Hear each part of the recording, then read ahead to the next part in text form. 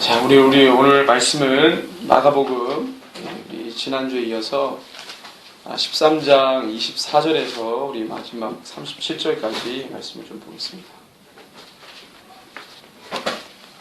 13장 24절에서 37절까지 여기를 좀 구체적으로 보고 넘어갔으면 해서 말씀을 나누겠습니다. 자, 오늘 우리 볼 말씀을 같이 한번 37절까지 같이 합독하겠습니다. 그때에 그 환란 후 해가 어두워지며 달리 빛을 내지 아니하며 별들이 하늘에서 떨어지며 하늘에 있는 권능들이 흔들리리라.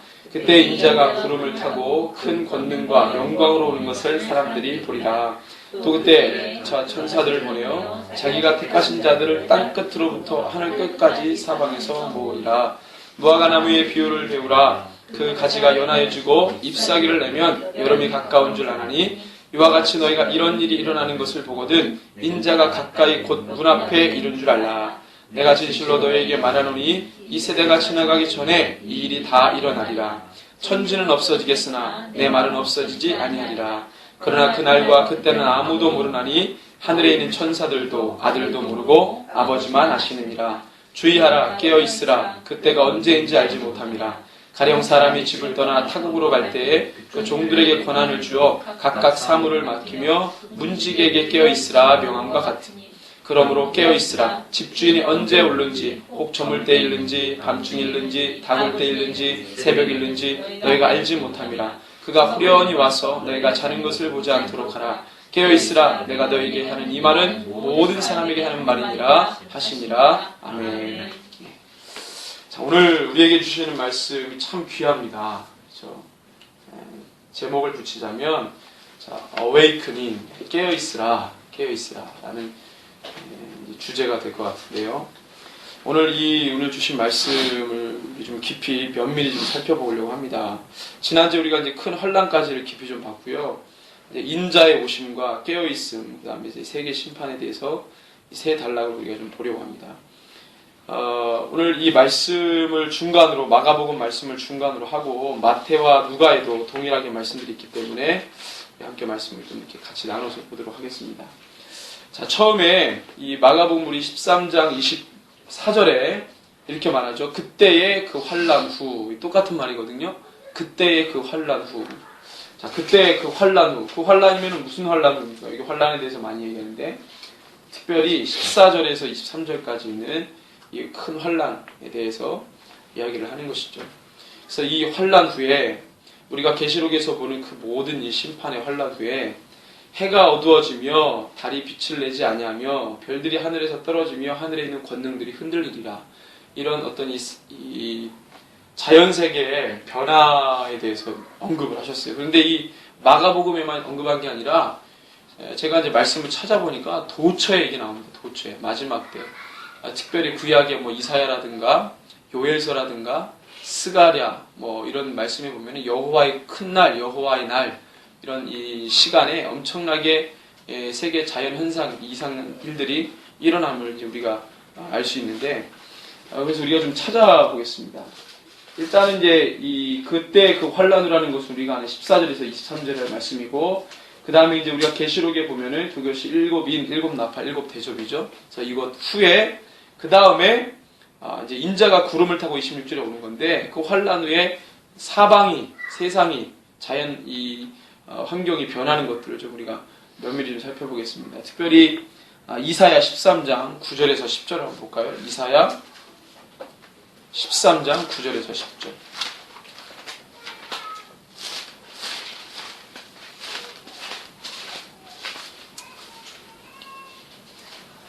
이사야 13장 9절에서 10절 같이 읽습니다.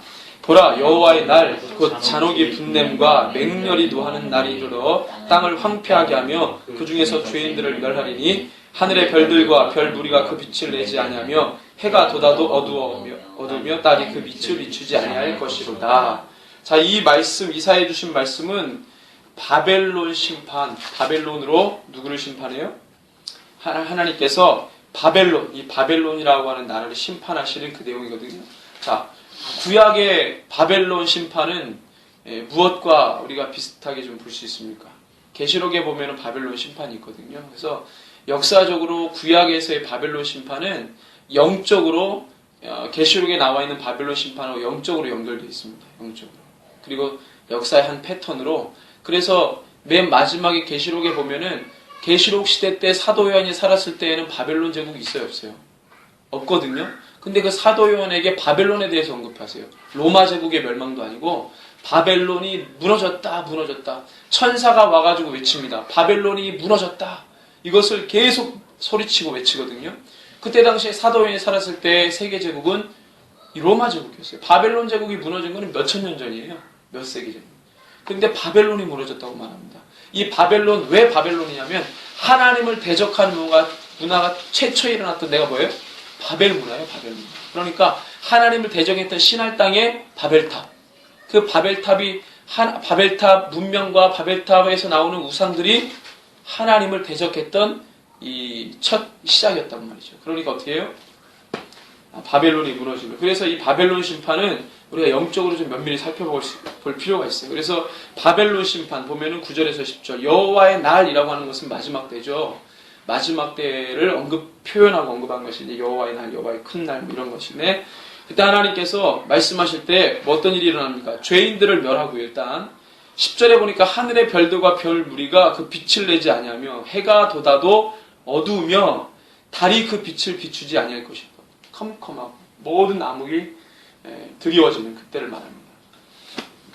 그 다음에 이사야 24장 21절 24장 하나님의 어떤 이 전 지구적인 심판에 대해서 이야기하면서 24장에서 27장까지 그 안에 기록된 겁니다. 24장 21절에서 23절 한번 볼까요? 여기는 그날에 라고 되어 있어요. 그날. 자, 같이 한번 읽습니다. 그날에 여호와께서 높은 데에서 높은 군대를 벌하시며 땅에서 땅의 왕들을 벌하시리니 그들의 죄수가 깊은 옥에 모임같이 모이게 되고 옥에 갇혔다가 여러 날 후에 형벌을 받을 것이라. 그때 달이 수치를 당하고 해가 부끄러워하리니 이는 만군의 여호와께서 시온산과 예루살렘에서 왕이 되시고 그 장로들 앞에서 영광을 나타낼 것입니다. 자, 이거 재밌죠, 표현이. 21절은 누구를 지금 벌한다고 되어 있습니까? 높은 데에서 높은 군대를 멸하시고, 이거 뭐예요? 공중권세 잡은 어둠의 세력들을 멸하시고, 그 다음에 땅에서는 그것을 추종했던 추종 세력, 땅의 왕들을 벌하시고요. 그들이 죄수가 깊은 옥에 모임같이 모이게 되고요. 옥에 갇혔다가 여러 날 후에 형벌을 받죠. 그죠? 우리 계시록에 뉘앙스가 좀 나오잖아요. 그 다음에 이제 23절에 그때에 달이 수치를 당하고 해가 부끄러워. 하나님이 만드신 모든 산나만상이 죄로 물들어졌는데 마지막 때가 되면 그 빛을 다 잃어버려요. 그 다음에 왜? 진짜 빛이 이제 나오거든요. 진짜 빛이 어디서 나옵니까? 시온에서 나오는 거예요. 시온산과. 이제 계시록에 마가복음에 보면은 그 일이 있고 난 다음에 26절에 그때에 인자가 구름을 타고 큰 권능과 영광으로 오는 것 사람들이 보리라. 그죠? 일맥상통한 말씀입니다. 그래서 세계를 전 지구적인 심판이 있을 때 어떤 현상들 이런 것들을 이사야에서 또 기록했어요. 자, 그 다음에 또 어디를 보시냐면 자 에스겔서 32장 7절입니다. 에스겔서 32장 7절.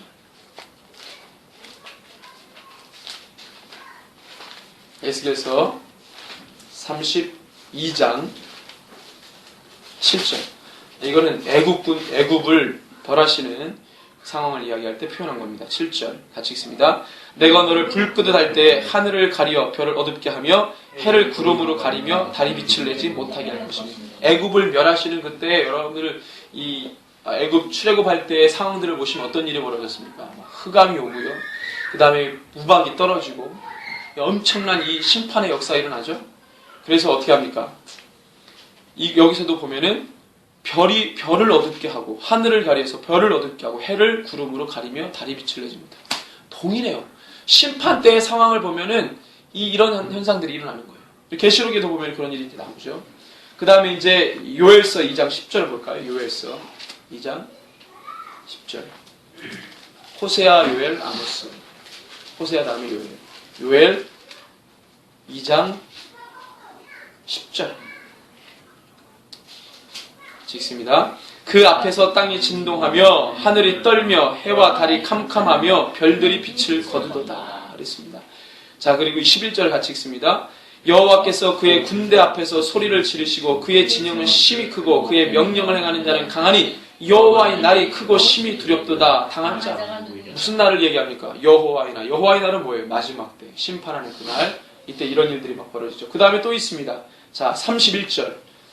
자, 31절 같이 읽습니다. 여호와의 크고 두려운 날이 이르기 전에 해가 어두워지고 달이 핏빛같이 변하려니와. 여호와의 크고 두려운 날 또 나오죠? 동일하게. 근데 지금 28절부터 32절은 어디에도 나오는 말씀이냐면 그 성령 받을 때 베드로가 이 구절을 인용해서 설교했어요. 사도행전 2장에 보면은 자 28절에 보면 뭐라고 시작합니까? 그 후에 내가 내 영을 누구에게 부어주겠다? 만민에게 부어주리니. 그들이 이제 성령 받죠?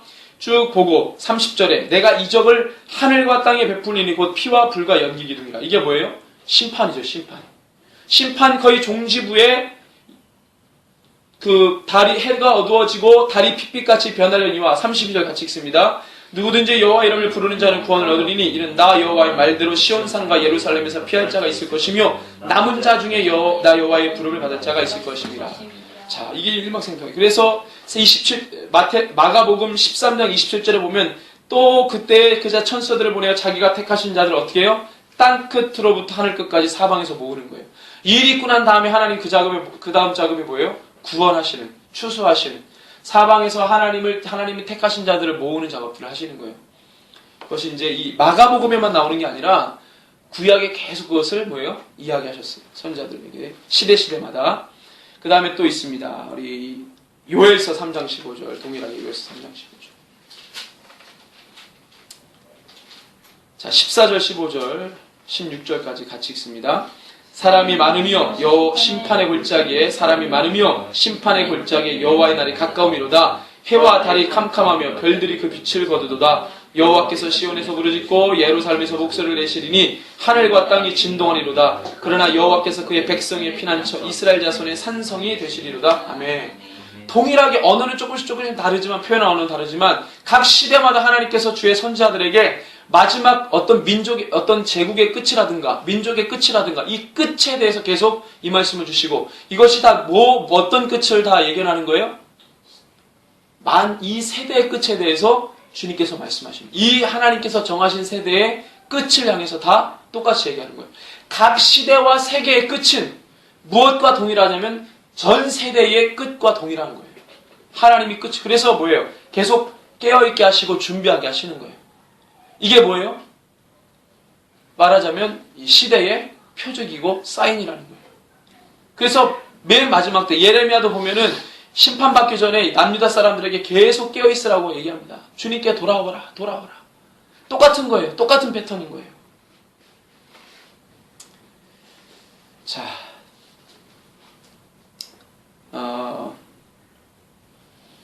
뭐 아모스도 있고요. 또 스바냐도 있는데 뭐 계시록에도 있고 이 정도만 보겠습니다. 그 다음에 이제 25절 뭐 뜻과 저 별들이 하늘에서 떨어지면 하늘에 있는 권능들이 막 흔들리는 거 이것도 이제 찾아보면 이제 나오는데 뭐 이사야 14장 12절 또 이사야 34장 4절 특별히 이사야 14장 12절은 이 계명성이 하늘에서 떨어지는 거에 대해서 또 묘사를 하거든요. 그래서 하나님이 심판할 때에 그 추종 모든 더러운 공중곳에 잡은 세력들이 막 다 떨어집니다. 다 떨어져요.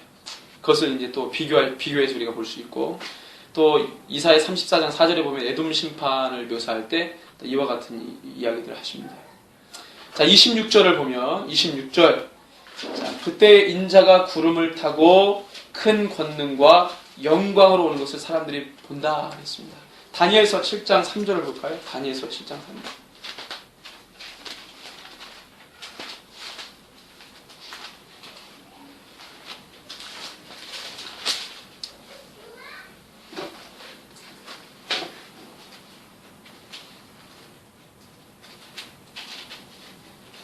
다니엘서 7장 3절이 아니고 이게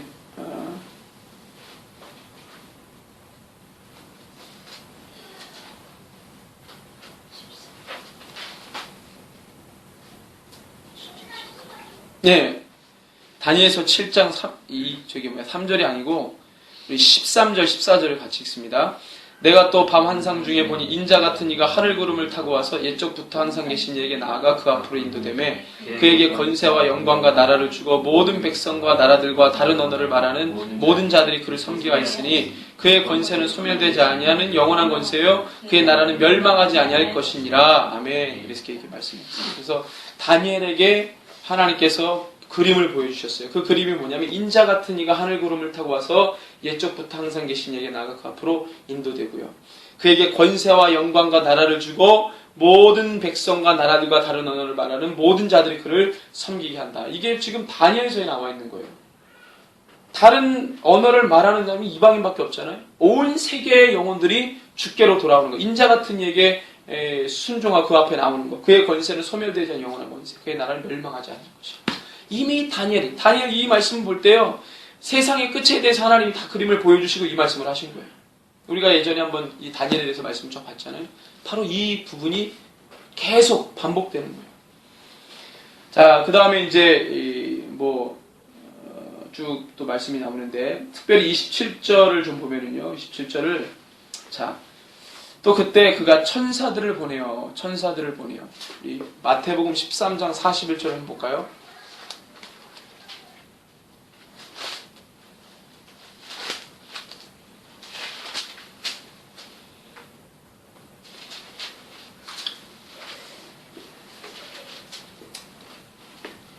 자, 27절에 그가 천사들을 보내어 우리 13장 41절을 같이 한번 읽습니다. 인자가 그 천사들을 보내리니 그들이 그 나라에서 모든 넘어지게 하는 것과 또 불법을 행하는 자들을 거두어내어 그랬습니다. 마지막 때 예수님께서 누구를 보내요? 천사들을 보내가지고 이 가라지에 비우거든요. 거기서 보면은 누구를 거두어버립니까? 모든 넘어지게 하는 것과 또 불법을 행하는 자들을 거두어낼 때 천사들을 쫙 보내는 거예요. 정권 천사를. 자, 그 다음에 마지막 때 하시는 일이죠. 자, 그 다음에 자기가 택하신 자들을 그랬습니다. 자기가 택한 자들은 누구예요? 그렇죠? 이마에 성령이 임맞은 자들. 그렇죠? 이마에 성령이 임맞은 자들. 짐승의 표를 받은 자들이 아니라 성령의 임맞은 자들. 그들을 주님께서 모으신 것이죠.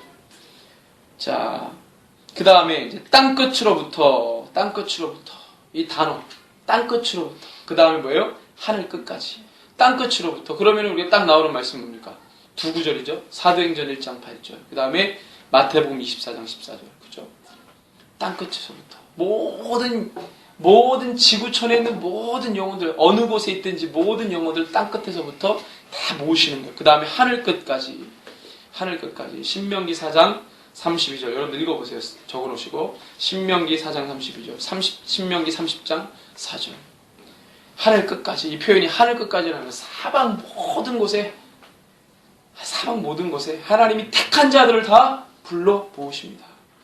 더욱 이 불러 모으실 때 불법을 행하는 자들은 따로 가라지를 거두어가지고 또 불못에 집어던지죠. 그 다음에 모으는 것이죠. 모읍니다. 우리 이런 표현을 씁니다. 우리 마태복음 23장 37절 한번 볼까요? 마태복음 23장 37절. 이 모은다 라고 했을 때 23장 37절. 자, 37절 같이 한번 읽습니다. 예루살렘아 예루살렘아 선지자들을 죽이고 내게 파손된 자들을 돌로 치는 자야 암탉이 그 새끼를 날개 아래 모음같이 내가 내 자녀를 모리한 일이 몇 번이더냐 그러나 너희가 원하지 않느니라. 자, 주님이 역사마다 시대마다 누구를 모았어요? 하나님의 신실한 믿음 있는 자들을 모으는데 누가 그거를 막 공격합니까? 누가 공격했다 그래요? 자, 예루살렘아 예루살렘아 선지자들을 죽이고 누가 죽여요? 예루살렘 누굴 말해요? 이스라엘 민족 아니에요. 예루살렘이 누굴 죽여요? 하나님이 보내신 종들을 죽이는 거예요. 암탉이 그 새끼를 날개에 모음같이 내가 내 자녀를 모으리 한 일이 누구의 자녀? 예루살렘을 뭐라고 지칭하니? 의인화했죠. 의인화. 그래서 너 자녀는 사실 누구 자녀예요? 하나님의 자녀인데 너 자녀라고 말씀하세요. 그러니까 너 자녀면 너가 누구를 보호해야 되는데 너 자녀를 보호해야 되는데 네가 네 자녀를 보호하지 않고 어떻게 했다는 거예요? 죽였다는 거예요. 근데 그거를 누가 품었어요? 하나님이 내가 품었다 이거야. 그러니까 이런 표현들. 그리고 마지막 이것처럼 마지막 때에도 마찬가지죠. 마지막 때도 하나님이 주의 사랑하시는 자를 암탉이 그 알을 품은 같이 품고 모으시는 거예요. 그분이 그렇게 보호하시죠. 그 다음에 데살로니가 후서 봅시다. 데살로니가 후서 2장 데살로니가 후서 2장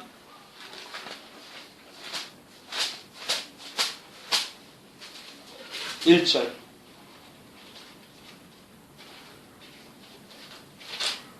자 보십시다. 2장 1절 같이 읽습니다. 형제들아 우리가 너에게 구하는 것은 우리 주 예수 그리스도의 강림하심과 우리가 그 앞에 모임에 관하여 얘기합니다. 주님이 강림하심과 그 다음 뭐예요? 우리가 그 앞에 모이는 거죠. 하나님이 땅끝에서 하늘끝까지 주의 백성들을 모으시는 거. 우리가 그 앞에 서는 겁니다. 강림하실 때. 모임에 관하여 말을 하는데 자 2절부터 쭉 보면은요. 여러분들 12절까지 한번 읽어보면은 이 예수 그리스도가 딱 오시기 전에 뭐가 나옵니까? 적 그리스도가 나오는 거에 대해서 뭐예요? 경계합니다. 그러니까 우리는 누구 앞에 서야 되는데? 마지막 때.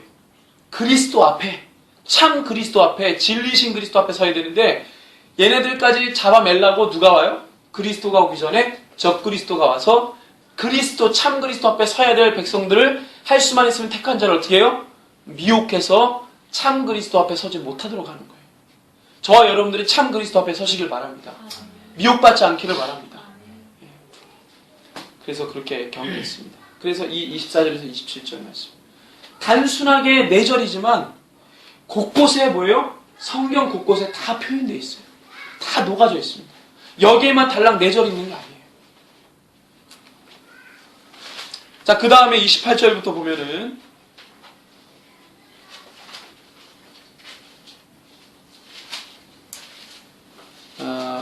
깨어있음에 대해서 이야기합니다. 깨어있어라. 그래서 마가복음 13장 28절에서 37절까지가 마지막 때 뭐예요? 깨어있으라. 그에 대한 말씀입니다.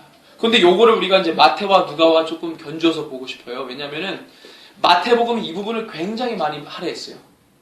비유도 열처녀 비유 나오죠. 그 다음에 맡긴 돈의 비유 나오죠. 그 다음에 뭐예요? 마지막에 세계 심판에 대한 말씀이 나오세요. 양과 염소를 나누고 요것이 이제 마태복음에 기록되어 있고 마가복음은 여기가 보신 대로 여기만 나와 있죠. 그래서 이 무화과나무 비유하고 청지기 비유 딱 2개 나와 있죠. 그 다음에 이제 누가복음도 무화과나무 비유 딱 하나 있어요. 그러니까 좀 이 부분을 많이 할애한 게 마태복음이에요. 그래서 우리가 좀 견주어서 봅니다. 먼저 우리가 이 마가복음 13장 28절에 37절에 보면 처음에 무슨 비유가 나와요? 무화과나무의 비유를 배우라 그랬습니다. 자, 무화과나무는 어느 민족을 상징한다 그랬습니까? 이스라엘 민족이에요. 감람나무와 무화과나무가 이스라엘의 상징나무입니다. 그래서 예수님이 예루살렘 성전에 들어갔다가 베단이 갔다가 올 때 그 나무를 무화과나무 저주하시잖아요. 왜 저주했습니까? 준비하지 못한, 깨어있지 못한, 예비하지 못한 그 예루살렘 이스라엘을 저주하신 거예요. 그죠? 선포한 대로 어떻게 돼요? 됐죠, 그게. 선포한 대로 됐어요. 자, 그래서 뭐 기도를 어쩌고저쩌고 얘기하시는데 그 기도는 하나님의 능력의 말 이것도 있지만 우리가 무엇을 위해 기도해야 되는지도 분명히 이야기하는 겁니다. 우리의 기도는 뭐예요? 하나님의 나라와 의를 위해 기도하는 거죠. 하나님의 역사의 섭리, 경륜을 위해 기도하는 거예요. 그거 선포하면 그대로 된다 이거예요. 이 말씀은 그렇습니다. 자, 그래서 무화과나무의 비유를 배우라. 그 가지가 연해지고 잎사귀를 내면 뭐가 가까운 줄 아나니? 여름이 가까운 줄 아나니. 이게 뭐예요? 시대의 사인에 주목해라 이 말이에요. 시대에 변하는 것 어떻게 이 뭐예요? 사계절이 오고 가는 것이 이 분위기가 있잖아요. 그 분위기를 잘 보고 이것을 볼 때 여름이 가까이 오는구나라는 걸 알라는 거예요. 그 표현, 그 비유 때문에 이 무화과나무 비유를 얘기한 겁니다. 이와 같이 29절에 이와 같이 너희가 이런 일이 일어나는 것을 보거든. 그 다음에 뭐예요? 여름이 가까운 줄 알고 안다라고 하는 그 내용과 또 동일한 내용이 뭐예요? 인자가 가까이 곧 문 앞에 이런 줄 알라. 언제 오실지는 모르지만 뭘 보고 알아야 돼요? 언제 올지는 몰라. 그날과 그 시를 누구만 안다고 그랬어요? 천사들도 모르고 아들도 모르고 아버지만 아는데, 중요한 거는 주님이 오시는 날에 정확한 날과 시는 모르지만 주님이 오실 때에 뭐예요? 시대의 사인, 요거는 주셨단 말이에요. 그러니까 뭐 하라 그래요? 그리고 깨어있으라, 준비해라, 예비해라, 이 말씀 하시는 거예요. 여러분, 이 구분을 잘해야 됩니다. 어떤 사람들은 아버지도 모르고 천사도 모르고 아들도 모르는데 왜 그거에 대해 신경 쓰느냐? 그건 성경적인 메시지가 아닙니다. 이걸 구분을 정확하게 하셔야 돼요. 예수님께서 이 말씀을 정말 많이 하셨거든요. 자, 여기에는 이런 표현이 나와 있어서 마가복음 좀 그런데, 물론 이제 좀 더 봅시다. 그래서 내가 진실로 너에게 말하는 이 세대가 지나가기 전에 이 일이 다 일어나리라. 지금까지 말씀하신 거. 천지는 없어지겠으나 내 말은 없어지지 아니하리라. 이 일이 반드시 일어나리라. 이거 2번 연거푸 얘기하신 거예요. 반드시 일어난다. 그러나 그날과 그때는 아무도 모르나니 하늘에 있는 천사들도 아들도 모르고 아버지만 아신다. 이 32절이 33절부터 쭉 이어지는 거예요. 32절, 33절, 34절, 35절, 36, 37절까지. 아무도 모르니까 어떻게 하라는 거예요? 그 다음에 주의하라, 깨어있으라. 그때가 언제인지 알지 못하면 똑같이 나오죠? 아무도 모르는데 아버지만 알아요?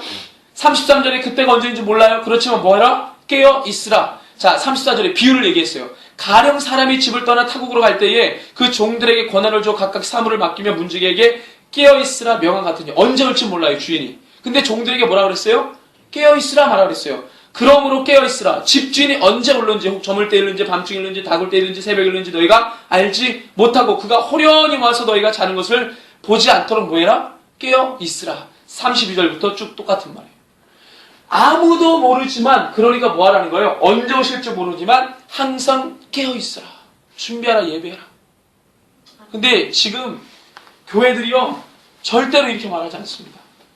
지금은 종교 행위의 실체, 얼만큼 교회에, 조직화된 교회에 순복하고 순종해야 하느냐, 이게 전부지, 하나님의 나라에 어떻게 순종하고 거시적인 하나님의 경륜과 섭리를 어떻게 따라가고 어떻게 바라봐야 되는지에 대해서 관심이 없어요. 없단 말이에요. 자, 그래서 37절의 마지막에 보면 내가 너에게 하는 이 말은, 30절 같이 한번 읽습니다. 처음부터. 깨어있으라. 내가 너희에게 하는 이 말은 모든 사람에게 하는 말이니라. 자, 이 모든 사람은 무슨 말이냐면 불특정 다수. 예수의 제자들 포함 예수를 모르는 사람까지도 말씀하시는 거예요. 자, 이게 누가복음에 나오거든요. 누가복음 표현이 어떻게 되냐면 21장 35절을 볼까요? 21장 35절. 자, 누가복음의 표현을 보면 21장 35절 같이 읽습니다. 이날은 온 지구상에 거하는 모든 사람에게 임하리라. 자, 요거를 마태복음은 어떻게 표현했냐면 노아 홍수 시대를 더불어서 표현했어요. 자, 마태복음 24장을 보겠습니다. 마태복음 24장. 자, 마태복음 24장. 자, 37절부터 41절. 자, 36절까지는 아무도 모른다. 그 다음에 37절부터 41절까지 같이 읽습니다. 노아의 때와 같이 인자의 임함도 이러하리라. 홍수전에 노아가 범죄에 들어가던 날까지 사람들이 먹고 마시고 장가들고 시집가고 있으면서 홍수가 나서 그들을 다 멸하기까지 깨닫지 못하였으니 인자의 임함도 이와 같으리라. 그때 두 사람이 밭에 있으면 한 사람은 데려가고 한 사람은 버려둠을 당할 것이요, 두 여자가 맷돌질을 하고 있으면 한 사람은 데려가고 한 사람은 버려둠을 당할 것입니다. 이건 휴거에 대한 이야기가 아니라 깨어있는 자와 깨어있지 못한 자의 이야기를 하는 것입니다. 어떤 사람은 같은 공간에 있어도 깨어있으면서 그 공간에 있으니까 데려감을 당하죠.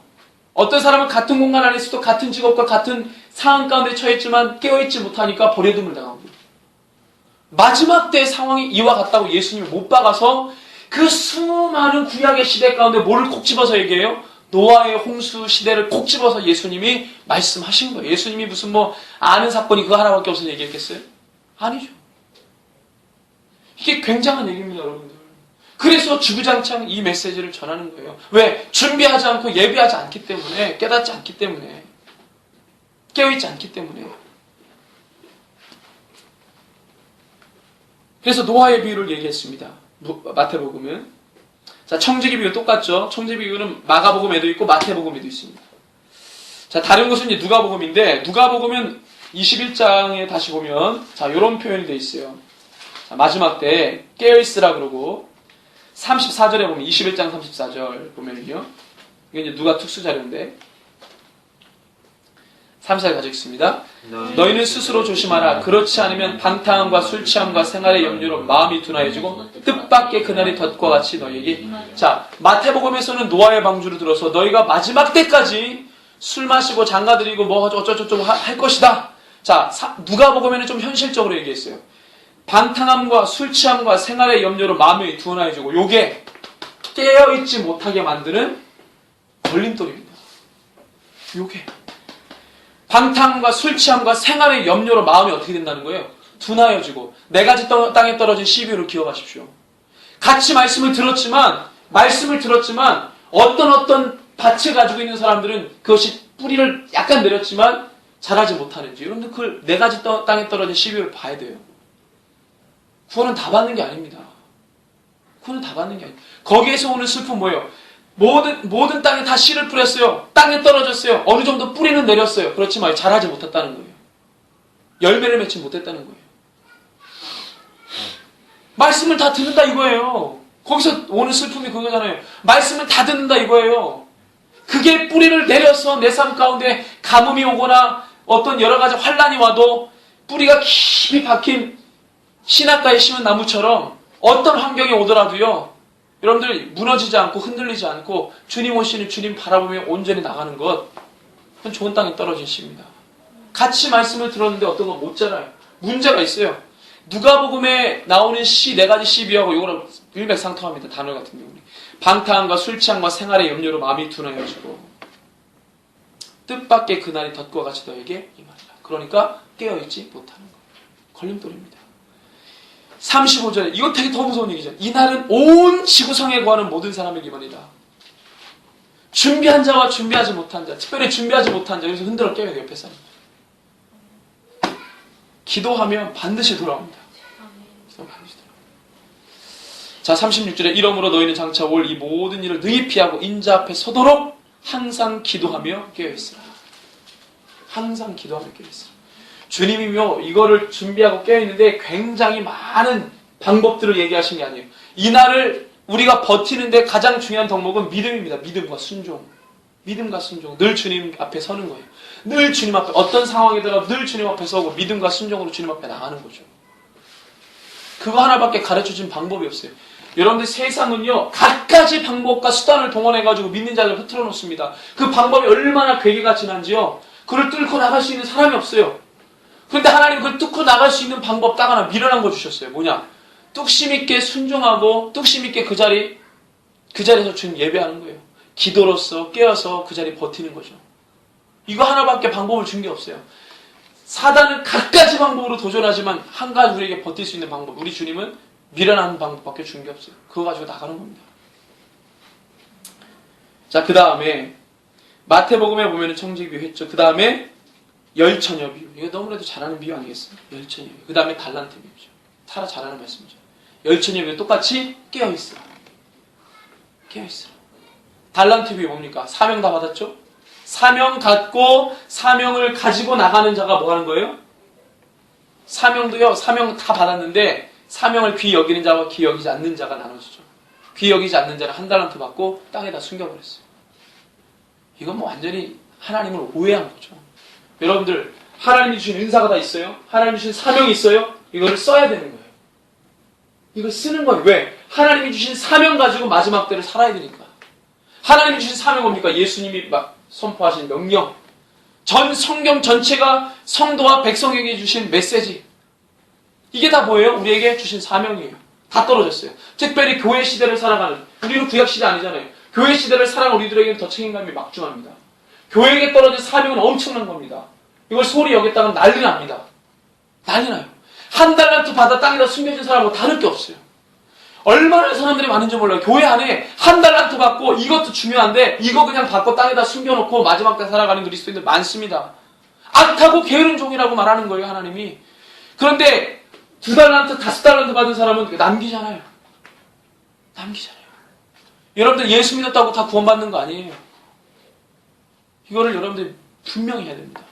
성경 어디에도 그런 말 한 적이 없어요. 성경 어디에도. 근데 이렇게 얘기하는 분들이 많이 없기 때문에 참 답답해요. 이렇게 얘기해요.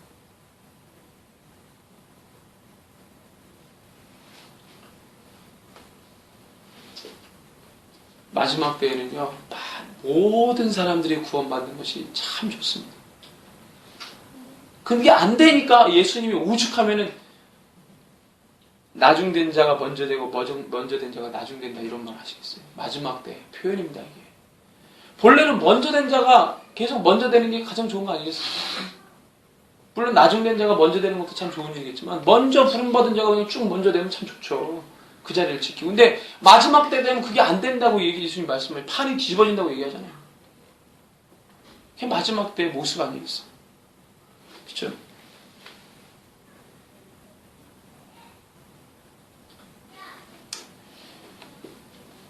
그 다음에 우리가 마지막으로 볼 게 마태복음 25장입니다. 마태복음 25장 자 31절에서 46절. 자, 인자가 자기 영광으로 모든 천사와 함께 올 때에 자기 영광의 보좌에 앉으리니 모든 민족을 그 앞에 모으고 각각 구분하기를 목자가 양과 염소를 구분하는 것 같이 하여 양은 그 오른편에 염소는 왼편에 두리라. 마지막 때 되면 뭐가 식어진다고요? 사랑이 식어지리라. 마지막 때 되면 사랑이 식어진다. 사랑이 식어지고 뭘 사랑해요? 자기를 사랑하고 돈을 사랑합니다. 마지막 때 현상. 그러니까 뭐예요? 여기에 걸리는 사람들이 많은 거예요. 사랑이 식어지는 거예요. 여기에 걸리는 사람들이 많아요. 자기를 사랑하고 돈을 사랑하니까 여기에 걸리는 악인들이 많습니다. 여기에서는요, 예수를 믿었는지 안 믿었는지에 대해서 언급이 없죠. 예수 믿는 자를 염소, 예수 안 믿는 자를 양, 아니죠. 예수 믿는 자를 양, 예수 안 믿는 자를 염소. 이렇게 나누잖아요. 큰일 납니다, 이거. 그렇게 말을 안 하고, 어떤 사람이 양이고, 어떤 사람이 오른편에 있고, 어떤 사람이 염소고, 어떤 사람이 왼편에 있는지를 보십시오. 쭉 보면은, 그거예요. 내가 줄일 때 너희가 먹을 것을 주었고, 목마를 때 마시게 하였고, 나그네 되었을 때 영접하였고, 헐벗을 때 옷을 입혔고, 병들었을 때 돌보았고, 옥에 갇혔을 때 와서 보았다. 그런데 이게 언제 있었냐면 오순절 성령 임할 때 교회가 이거 했다니까요. 교회 공동체가 이거 했다니까요. 자기의 필요를 구하지 않고 공동체를 위해 뭐 하는 거예요? 내어놓는 거예요. 서로의 필요를 따라 나누는 거예요. 성령이 역사하니까 그 공동체에 나타났던 첫 번째가 뭐예요? 가난한 자가 없어지는 거예요. 이거예요, 이거. 근데 마지막 때 되면 이게 안 돼. 왜 그렇습니까? 예수님 말씀하셨어요. 사랑이 식어지리라. 자기를 사랑하고 돈을 사랑하니까 이게 안 되는 거예요. 그러니까 마지막 때 나눕니다. 예수를 믿는다고 하는 마지막 때의 증거는 사랑하는 것이고 내 이웃을 내 몸과 같이 죽도록 사랑하는 거예요. 그게 하나님을 사랑하고 너희가 내 제자인 줄 알리라. 너희가 나를 사랑하면 세상이 너가 내 제자인 줄 알리라.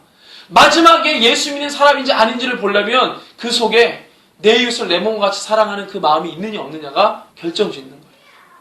그건 주님이 아시죠. 성경에 기록되어 있으니까. 주님이 나누시는 거예요. 그때. 이게 없는 사람 있어요. 이게 없는 사람. 마음 가운데. 강이 팍이 있는 사람. 이게 안 되는 사람도 있어요. 그래서 이 마태복음 25장은 지금 그 얘기를 하는 거예요. 의인들이 우리가 언제 그랬습니까? 그러잖아요. 자기네들 언제 그랬는지도 몰라. 얼마나 웃겨요. 우리가 언제 그랬죠? 그 다음에 예수님이 뭐라 그래요?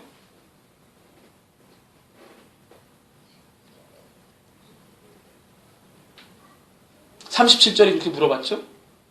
근데 뭐예요? 40절에 너희가 여기 내 형제 중에 지극히 작은 자 하나에게 한 것이 곧 내게 할 것이다. 이거예요.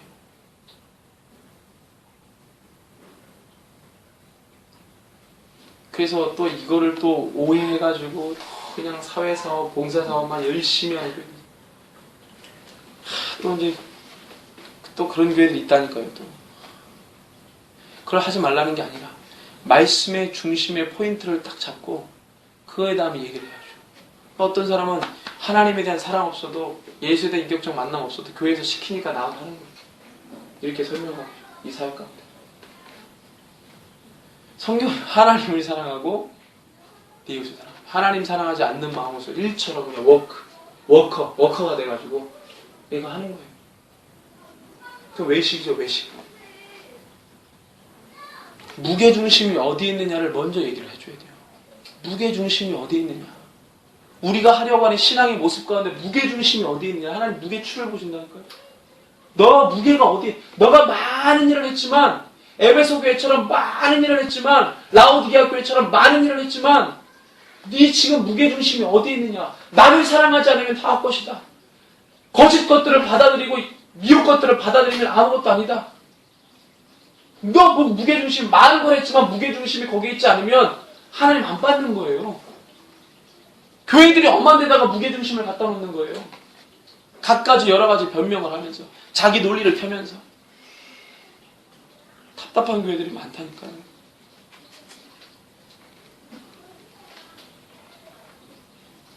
하나님이 요즘에 저에게 어떤 마음을 주시냐면 2014년도 어떤 목표를 해야 되는지 지금부터 막 마음을 주세요. 2014년도.